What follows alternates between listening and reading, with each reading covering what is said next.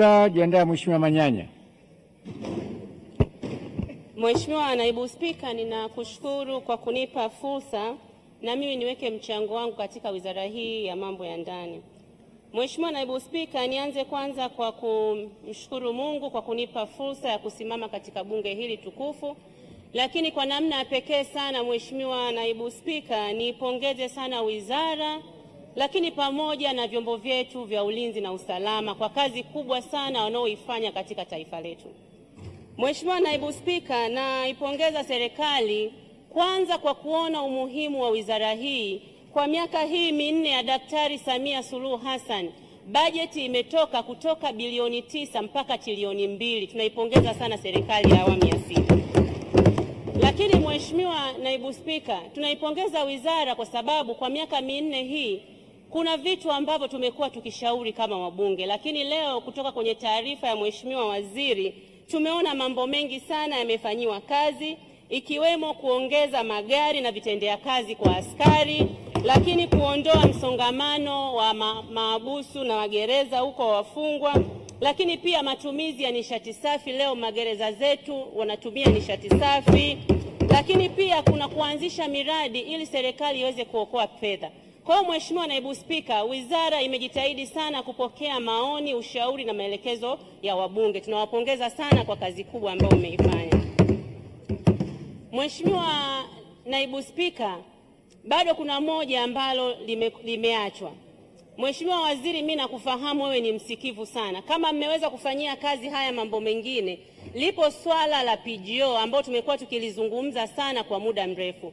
PGO Mheshimiwa Waziri imepitwa na wakati, ni muda sasa tuifanyie marekebisho ili tuendelee kuboresha maslahi ya askari wetu lakini na watumishi wa sekta hiyo.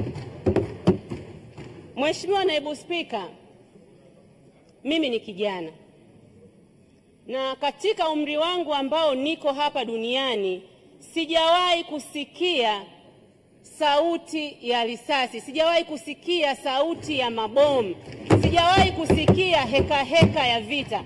Lakini Mheshimiwa Naibu Spika, mimi nimepata nafasi ya kuishi mikoa ambayo iko pembezoni. Tumepata bahati ya kuwatunza wenzetu ambao nchi zao zimekumbwa na changamoto ya usalama. Sasa kwa mazingira ambayo tumeyaona kwa wenzetu, namna ambavyo wanaishi, Mheshimiwa Naibu Spika, swala la usalama wa nchi yetu sio swala la mzaha.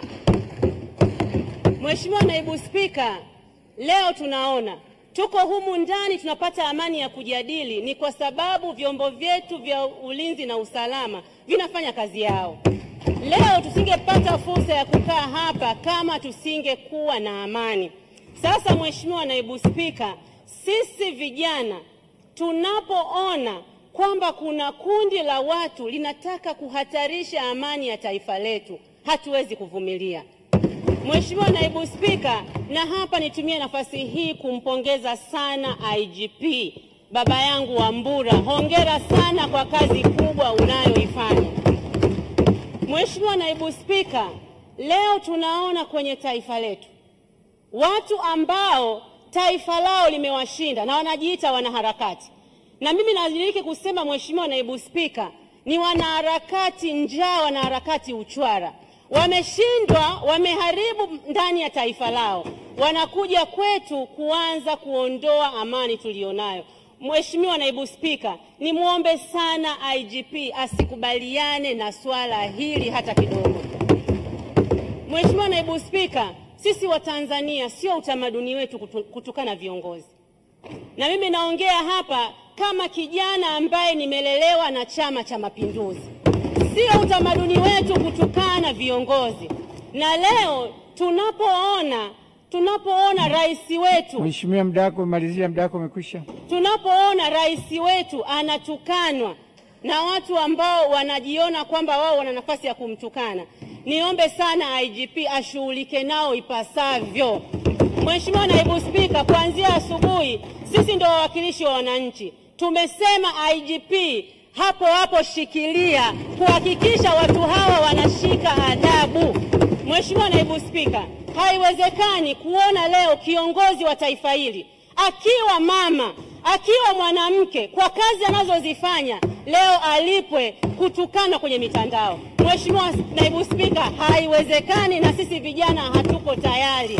Na hapa Mheshimiwa Naibu Spika, naomba niungane na mwenyekiti wetu wa Umoja wa Vijana wa Chama cha Mapinduzi, Mheshimiwa Kawaida. Amesema kama serikali haitaingilia kati swala la rais kutukanwa, sisi vijana wa Chama cha Mapinduzi tutaingilia kati. Mheshimiwa Naibu Spika, kulingana na muda naunga mkono hoja. Asante kwa taarifa.